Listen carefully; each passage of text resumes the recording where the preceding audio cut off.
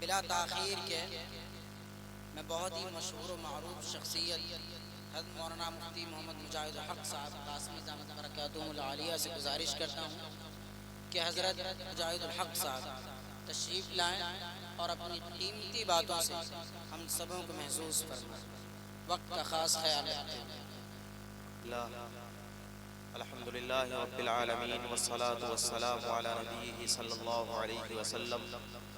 رب اشرح لی صدری ویسر لی امری واحلل عقدۃ من لسانی یفقہوا قولی۔ جزا اللہ عنا سیدنا محمد صلی اللہ علیہ وسلم ما هو اہلہ۔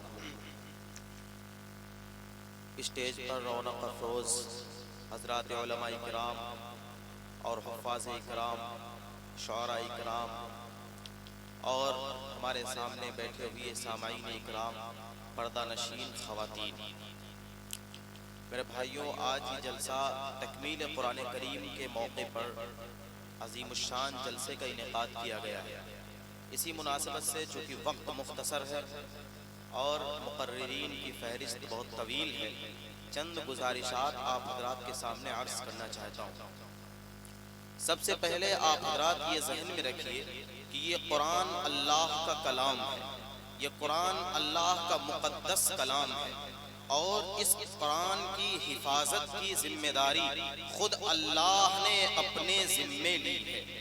قرآن خود کہتا ہے اِنَّا نَحْنُ نَزَّلْنَا الذِّكْرَ وَإِنَّا لَهُ لَحَافِظُونَ۔ اللہ فرماتا ہے کہ ہم نے اس قرآن کو نازل کیا ہے اور ہم ہی اس کی حفاظت کریں گے۔ اسی وجہ سے آسمانی کتابیں اور بھی بہت ساری ہیں، 127 صحیفے نازل ہوئے، تورات بھی نازل ہوئی، زبور بھی نازل ہوئی، انجیل بھی نازل ہوئی، لیکن کسی کی حفاظت کی ذمہ داری اللہ نے اپنے ذمہ نہیں لی۔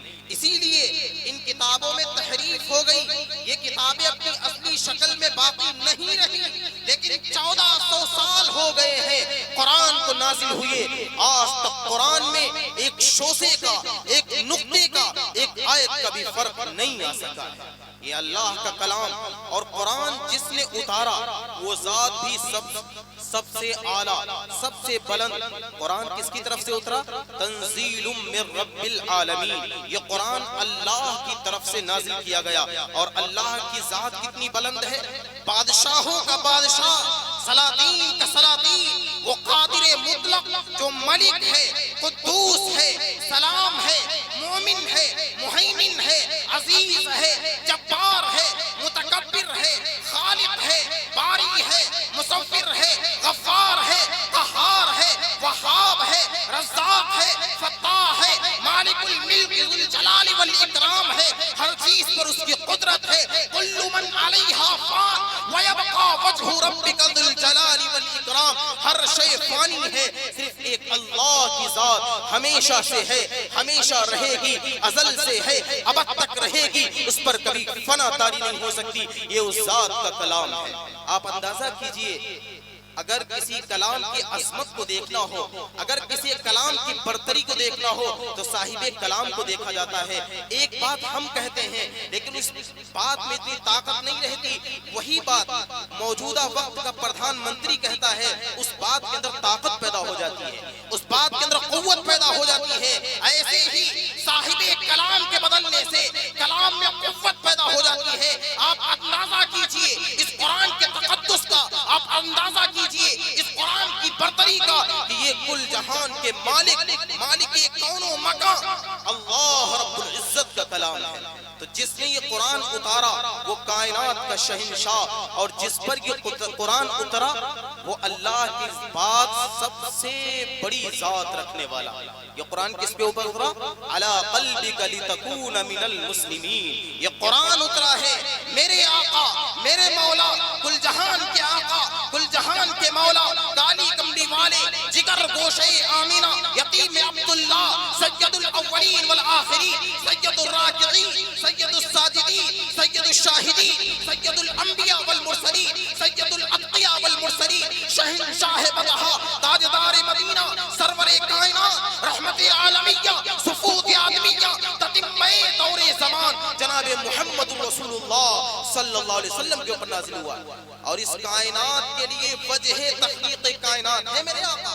خود نبی نے فرمایا انا نبی والآدم بین الماء والطین، میں اس وقت بھی نبی تھا جب آدم علیہ السلام مٹی اور پانی کے درمیان تھے۔ ارے سب سے پہلے انسان کون ہے اس دنیا کے؟ ارے بولو بھائی کون ہے؟ آدم علیہ السلام۔ آدم علیہ السلام اس دنیا میں آئے، پہلے جنت میں رہتے تھے لیکن ان سے قصور ہو گیا، اس کی وجہ سے اللہ نے ان کو دنیا میں بھیج دیا۔ جب دنیا میں آئے تو معافی مانگ رہے ہیں، اللہ کے سامنے توبہ کر رہے ہیں، اللہ کے سامنے آنسو بہا رہے ہیں۔ تاریخ قبری میں لکھا ہوا ہے کہ حضرت آدم اتنا روئے کہ ان کے آنکھوں سے، ان کے آنسوؤں سے سیلاب بہہ پڑے، لیکن ان کی توبہ قبول نہیں ہوئی۔ یہ روایت جو میں بیان کر رہا ہوں یہ حکیم الامت مولانا اشرف علی تھانوی نے اپنی کتاب نشر الطیب میں بیہقی کے حوالے سے نقل کیا ہے، اور اس کے بعد اس کے اوپر صحت کا نشان لگایا ہے کہ یہ روایت صحیح ہے۔ چنانچہ آدم علیہ السلام جب دنیا میں روتے رہے، اللہ سے معافی مانگتے رہے، ایک دن ان کی زبان سے نکلتا ہے اے اللہ مجھ کو محمد کے وسیلے میں معاف کر دے، اے اللہ مجھ کو محمد کے طفیل میں معاف کر دے۔ اللہ کی رحمت کا تھا سمندر جوش میں آ جاتا ہے۔ اللہ کہتا ہے اے آدم دنیا کے سب سے پہلے انسان تم ہو، تم سے پہلے اس دنیا میں کسی کو نہیں بھیجا گیا، تم نے محمد کو کیسے پہچانا؟ تو سنو اے 14 صدی کے مسلمانوں، سنو اے نبی کے چنگیالوں، سنو اے نبی کے عاشقوں، سنو اے شمع عشق کے پروانوں، سنو۔ آدم علیہ السلام نے جواب دیا کہ اللہ جب بھو کا عالم تھا، نہ آسمان بنا تھا، نہ زمین بنی تھی، کچھ بھی نہیں تھا، نہ فرشتے تھے، نہ ملائک، کچھ بھی نہیں تھا، نہ چاند اور سورج تھا، آپ نے میری مٹی کا پتلا بنایا اور اس میں روح پھونکی گئی، میری آنکھوں کو نور عطا کیا گیا، میں نے عرش پر دیکھا، عرش پر لکھا ہوا تھا لا الہ الا اللہ محمد رسول اللہ۔ میں سمجھ گیا یہ ذات کوئی بڑی عظیم المرتبت ذات ہے، یہ ذات کوئی بڑی پاکیزہ ہستی ہے جس کو اللہ نے اپنے نام کے ساتھ ملا کر رکھا ہے۔ اللہ نے فرمایا اے آدم تم نے صحیح پہچانا، وہ ذات میں نزدیک اتنی عظیم ہے، وہ ذات میں نزدیک اتنی پاکیزہ ہے، وہ ذات میں نزدیک اتنی مقدس ہے کہ اگر اس ذات کو اس دنیا میں نہ بھیجنا ہوتا تو اے آدم تم کو بھی اس دنیا میں نہ بھیجتا۔ کیا مطلب نکلا اس حدیث کا کہ اگر میرے آقا کو اس دنیا میں آنا نہ ہوتا، 1,24,000 انبیاء نہ ہوتے، میرے آقا نہ ہوتے، انبیاء نہ ہوتے، میرے آقا نہ ہوتے، اتقیاء نہ ہوتے، میرے آقا نہ ہوتے، اصفیاء نہ ہوتے، میرے آقا نہ ہوتے، اخطاب نہ ہوتے، میرے آقا نہ ہوتے، ابدال نہ ہوتے، میرے آقا نہ ہوتے، اغواص نہ ہوتے، میرے آقا نہ ہوتے، شمس و قمر نہ ہوتے، میرے آقا نہ ہوتے، جن و بشر نہ ہوتے، میرے آقا نہ ہوتے، ملائکہ نہ ہوتے، میرے آقا نہ ہوتے، اس کائنات کے ایک ذرے کو نہ بنایا جاتا۔ وجود فطرت کے سرورق پر جو نام احمد رقم نہ ہوتا، یہ نقش ہستی ابھر نہ سکتی، وجود لوح و قلم نہ ہوتا۔ شاعر مشرق علامہ اقبال گویا ہے نہ ہو یہ پھول تو بلبل کا ترنم بھی نہ ہو، زمانے دہر کلیوں کا تبسم بھی نہ ہو، یہ نہ ساقی ہو تو پھر میں بھی نہ ہو، ہم بھی نہ ہو، بس میں توحید بھی دنیا میں نہ ہو، تم بھی نہ ہو۔ خیمہ افلاک کا استاد اسی نام سے ہے، نبض ہستی تپش آمادہ اسی نام سے۔ جو کچھ دیکھ رہے ہیں ہم، یہ آسمان کی بلندیاں اور یہ زمین کا پانی پر بھی جانا اور یہ سمندر کی طغیانی اور موجیں اور یہ شیر کی دہاڑ، یہ سانپ کے فنکار، یہ ساری چیزیں ہمارے اور آپ کے آقا کے صدقے اور طفیل میں پیدا کی گئی۔ تو قرآن جس نے اتارا وہ ذات بھی اعلیٰ، اور قرآن جس کے اوپر اترا وہ ذات بھی سب سے اعلیٰ، جس کو دیکھ کر کے جبریل امین جو گویا ہوئے تھے آفاقہا گردید ام مہرے بتا ورزید ام بسیار خوبا دید ام ولیکن تو چیزیں دی گری۔ جبریل نے کہا تھا اے اللہ میں نے آسمانوں کا سفر کیا، میں نے مشرق سے لے کر کے مغرب کا سفر کیا، میں پوری دنیا کے چپے چپے کو میں نے چھانا، میں نے آدم سے لے کر کے عیسیٰ علیہ السلام کو دیکھا، میں نے اس جیسا حسین چہرہ کوئی نہیں دیکھا۔ اللہ نے کہا تھا اے جبریل تم ایسا بچہ دیکھتے کہاں سے، کیونکہ بنانے والے نے تو ایسا بچہ کوئی بنایا ہی نہیں۔ حدیثوں میں آتا ہے کہ نبی کو جس سانچے میں بنایا اللہ نے بنانے کے بعد توڑ دیا کہ جاؤ اب قیامت تک کوئی دوسرا ایسا بچہ نہیں بنایا جائے گا۔ حسن یوسف دم عیسیٰ ید بیضا داری، حسن یوسف دم عیسیٰ ید بیضا داری، آج خوبا ہمدارند تو تنہا داری۔ تو قرآن جس نے اتارا وہ ذات بھی سب سے اعلیٰ، قرآن جس پر اترا وہ ذات بھی سب سے اعلیٰ. ایک وقت وہ تھا, میں آپ کو قرآن کا تقدس بتا رہا ہوں, ایک وقت وہ تھا کہ عرب کے بڑے بڑے شعراء, عرب کے بڑے بڑے ادبا جو فی البدی اشعار کہنے پر قادر تھے, انہوں نے یہ دعویٰ کیا کہ یہ قرآن اللہ کا کلام نہیں ہے, یہ تو محمد اپنے پاس سے گڑھ کر لوگوں کو سناتے ہیں. یہ عرب کے اندر ایک ہنگامہ کھڑا ہو گیا. تمام عرب کے مشرکین یہ کہہ رہے ہیں کہ یہ قرآن اللہ کا کلام نہیں ہے, یہ قرآن تو محمد کا گڑھا ہوا کلام ہے. اس وقت قرآن نے دو ٹوک چیلنج کیا تھا, وَإِن كُنتُمْ فِي عَيْبٍ مِّمَّا نَزَّلْنَا عَلَىٰ عَبْدِنَا فَأْتُوا بِسُورَةٍ مِّن مِّثْلِهِ. اے لوگوں, اے عرب کے فصحاء, اے عرب کے بلغاء, اے عرب کے ادبا, سن لو, اگر قرآن اگر کسی آدمی کا گڑھا ہوا کلام ہے تو ہم تم کو چیلنج کرتے ہیں, اس قرآن کی ایک آیت بنا کر کے دکھا دو, ایک آیت بنا کر کے دکھا دو. جب قرآن نے یہ چیلنج کیا تو عرب کے بڑے بڑے شعراء جمع ہوئے اور پوری کوشش کر ڈالی, پوری محنت کر ڈالی کہ قرآن جیسی ایک آیت بنا دیں, لیکن ایک آیت نہیں بنا سکے. اخیر میں ان کو کہنا پڑا کہ اس قرآن کی فصاحت بتاتی ہے, اس قرآن کی بلاغت بتاتی ہے, اس قرآن کا اسلوب بتاتا ہے, اس قرآن کا انداز بتاتا ہے, اس قرآن کی کشش بتاتی ہے, اس قرآن کی نورانیت بتاتی ہے کہ یہ مخلوق کا کلام نہیں ہے, یہ اللہ کا کلام ہے.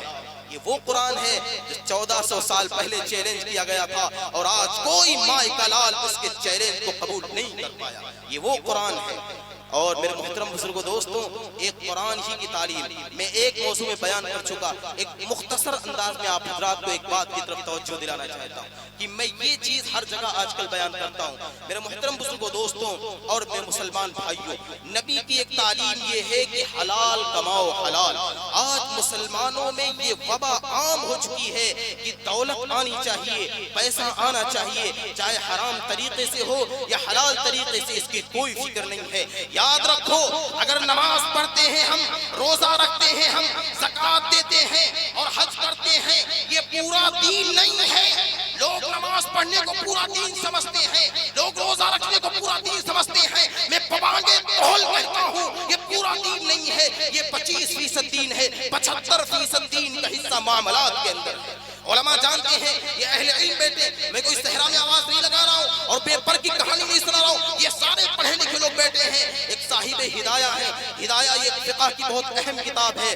انہوں نے یہ کتاب 4 حصوں میں لکھی ہے. اس کا ایک حصے میں پوری عبادات کو بیان کیا گیا ہے. جتنی عبادات, نماز, روزہ, زکوٰۃ, حج, یہ جتنی عبادات ہیں سب کو ایک حصے میں, اور ان صاحب ہدایہ نے ہدایہ کے 3 حصوں میں معاملات کو بیان کیا ہے. اس سے پتہ چلتا ہے نماز روزے میں, زکوٰۃ اور حج میں 25% دینداری ہے اور 75% دینداری اللہ نے معاملات میں رکھی ہے. ہمارے معاملات صحیح ہونا چاہیے. آج ہماری نمازیں نہیں چھوٹتی, ہم پہلی صف میں جا کے نماز پڑھتے ہیں, لیکن ہماری نیت صحیح نہیں ہے. اپنے بھائی کا پیسہ دبائے ہوئے ہیں, اپنے بھائی کے کھیت پر ناجائز قبضہ کیے ہوئے ہیں, اپنے سگے بھائی کا گھر مار کر کے بیٹھ گئے اور پیسہ دبا کر کے بیٹھ گئے. یاد رکھنا, یہ حقوق العباد ہے, ایک حقوق اللہ ہے. حقوق اللہ تو اللہ معاف کر دیتا ہے, لیکن حقوق العباد اللہ معاف نہیں کرتا ہے. اگر ہم نے کسی کے 2 آنے دبا لیے ہیں, ہم پوری زندگی نماز پڑھتے رہے, پوری زندگی روتے رہے, پوری زندگی بلختے رہے, لیکن جب تک وہ صاحب حق معاف نہیں کرے گا ہم کو معافی نہیں مل سکتی ہے.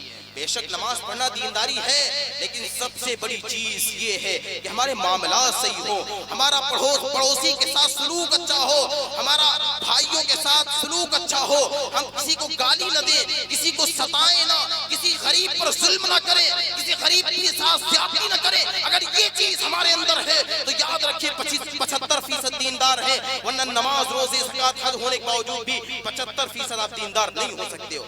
اور آج کل تو حرام کمائی کے ذرائع اتنے زیادہ پیدا ہو گئے, باطل طاقتوں نے اتنے زیادہ ذرائع پیدا کیے ہیں, پتہ نہیں کس کس نام سے, آن لائن مارکیٹنگ کے نام سے, سوشل مارکیٹنگ کے نام سے, ڈیجیٹل مارکیٹنگ کے نام سے, نہ جانے کیسا جال پھیلا دیا ہے کہ ہمارے نوجوان اس جال میں پھنستے جا رہے ہیں اور پتہ بھی نہیں چلتا ہے کہ یہ طریقہ حرام ہے یا حلال ہے. میرے نوجوان بھائیوں, تمہارے گاؤں میں علماء موجود ہیں, تمہارے گاؤں میں ائمہ موجود ہیں. جب موبائل پر تم کوئی بزنس شروع کرو, جب موبائل پر کوئی آن ऑनलाइन तिजारत शुरू करो तो अपने गांव के उलमा से, अपने गांव के अइम्मा से उसके बारे में मसला जरूर पूछ लो। ये नहीं कि भाई दौलत आनी चाहिए, किस तरह दौलत हलाल दौलत होगी उसके असरात पड़ते हैं और हराम होगी उसके असरात पड़ते हैं। अगर हराम कमाई कोई खाएगा, हराम खून बनेगा, न उसका इबादत में दिल लगेगा, न नमाज में दिल लगेगा। हराम कमाई की खासियत ये है कि वो गुनाहों की तरफ ले जाती है, और हलाल कमाई की बरकत ये है कि इंसान को मस्जिद तक ले जाती है। इसलिए हलाल कमाई जरूरी है, हलाल कमाना हर हाल में जरूरी है। कितनी बरकत होती हलाल कमाई की। मैं एक बात कह के अपनी बात मुकम्मल करता हूँ। एक हमारे उलमाए देवबंद में एक बहुत बड़े बुजुर्ग गुजरे हैं, हजरत मौलाना मोहम्मद मियाँ साहब रहमतुल्लाह अलैह। इनका एक मस्जिद में जाना हुआ। पहले जमाने में लोग जाते थे, कहीं शाम हो गई रुक गए, तो एक गांव में पहुंचे, रात हो गई, मस्जिद में इन्होंने क़याम कर लिया। मस्जिद में जब रुके तो गाँव वालों में से कुछ गाँव वाले ऐसे भी होते हैं जो उलमा की बहुत ज्यादा ज़ियाफत करते हैं। एक बेचारा मजदूर और फकीर पहुंचा, उन्होंने कहा मौली साहब देखते हैं आप यहाँ क़याम करेंगे? कहा हाँ यहाँ क़याम करेंगे। वो अपने घर गया और घर से ला करके 3 रोटियां हजरत की खिदमत में पेश की। हजरत ने तनाउल फरमाई और उसके बाद सो गए। फिर जब दिन हुआ तो फिर हजरत ठहरे रहे, वो काम करने गया, काम करके फिर वापस आया। मगरिब का वक्त हुआ, देखा फिर हजरत मौजूद हैं, गए नहीं, तो फिर दोबारा आया। हजरत आप तो कहे थे चले जाएंगे, आप भी यहाँ हैं? कहा हमने सोचा एक दिन और रुक ले। फिर वो घर गया, घर जाने के बाद उसने 2 रोटियां ला करके हजरत की खिदमत में पेश की कि हजरत आज आप तनाउल फरमा लीजिए। फिर वो रुके और सुबह हुई, सुबह फिर रुक गए। जब तीसरा दिन हुआ वो फिर आया गरीब और उसने देखा हजरत तो फिर ठहरे हुए हैं। और मैं हजरत आप तो कह आज चले जाएंगे, आज भी नहीं गया, आखिर कब तक रुकेंगे? और मैं आज भी हमने चाहे एक दिन और मेहमानी कर ले। वो गया और 1 रोटी ला करके दी और कहा हजरत अल्लाह के वास्ते अब न रुकिएगा, अब न रुकिएगा, अब यहाँ से चले जाइएगा। हजरत ने रोटी खा ली। रोटी खाने के बाद रात में सोए। सुबह जब हुई तो जाते हुए उस मोहताज और उस मजदूर के घर गए और फरमाया कि ये बताओ, अपना राज बताओ, तो तुमने तीसरे दिन जो ये कहा था कि तुम आज न रुकना, आज रुक गए तो कल न रुकना। पर मैं बात ये है कि मैं एक मजदूर आदमी हूँ, मैं दिन भर कमाता हूँ तो 3 रोटियों के बकदर कमा पाता हूँ, और मेरे घर में एक बच्चा है, एक बीवी है, मैं हूँ। 3 रोटियां होती हैं, एक मैं खा लेता हूँ, एक मेरा बच्चा खा लेता है, एक बीवी खा लेती है। तो पहले दिन तो हमने तीनों का हिस्सा आपको दे दिया। दूसरे दिन मैं तो भूखा रह लिया, लेकिन 2 लोगों का हिस्सा यानी अपना और बीवी का आपको दे दिया। 1 रोटी बच्चे के हिस्से की रख ली, क्योंकि वो तो ज्यादा भूख बर्दाश्त नहीं कर सकता। तीसरा दिन जब हुआ तो बीवी का बहुत बुरा हाल था, भूख से बिल्कुल तड़प रही थी, तो हमने अपना हिस्सा आपको दे दिया, बीवी का और बच्चे का हिस्सा रख लिया। इसलिए आखिर वाले दिन 1 रोटी दी थी। अब मेरा भूख से इतना बुरा हाल हो चुका है कि मैं भी बर्दाश्त नहीं कर सकता, इसलिए मैं आपको अब चौथे दिन कुछ नहीं दे पाऊंगा। उनके आंख से आंसू आ गए। फरमाया कि मैं इसलिए यहाँ पर रुका रहा कि जब पहले दिन मैं रुका और 3 रोटियां खाई तो मुझे रात में 3 मरतबा नबी करीम सल्लल्लाहु अलैहि वसल्लम के ख्वाब में ज़ियारत हुई। जब दूसरा दिन मैंने 2 रोटियां खाई तो रात में जब मैं सोया तो 2 मरतबा नबी करीम सल्लल्लाहु अलैहि वसल्लम की ज़ियारत हुई। जब मैं तीसरे दिन 1 रोटी खा करके सोया तो नबी करीम सल्लल्लाहु अलैहि वसल्लम की ख्वाब में 1 मरतबा ज़ियारत हुई। मैं ये समझता था शायद इस मस्जिद की बरकत है, मैं ये समझता था शायद इस गाँव की बरकत है, मैं ये समझता था शायद यहाँ कोई पीर और फकीर होंगे उनकी बरकत है, लेकिन नहीं, ये तो तेरे हलाल कमाई की बरकत है, ये तो तेरे हलाल कमाई की बरकत है। पहले तेरी 3 रोटियां जो हलाल कमाई की थी वो मैंने खाई, मुझे 3 मरतबा नबी की ज़ियारत हुई। दूसरे दिन 2 रोटी खाई, 2 मरतबा ज़ियारत हुई। तीसरे दिन 1 रोटी खाई, 1 मरतबा ज़ियारत हुई। मेरे भाइयों, जैसी कमाई होगी, जैसा खाना होगा, खून में वैसे असरात पैदा होंगे। और औलाद आजकल नाफरमान इसी वजह से है क्योंकि बाप उसको हराम कमाई खिलाते हैं। हराम पर पढ़ने वाली औलाद कभी माँ बाप की फरमाबरदार नहीं बन सकती। वक्त कम है, अल्लाह ताला अमल की तौफीक अता फरमाए। व आखिर दावाना अल्हम्दुलिल्लाह।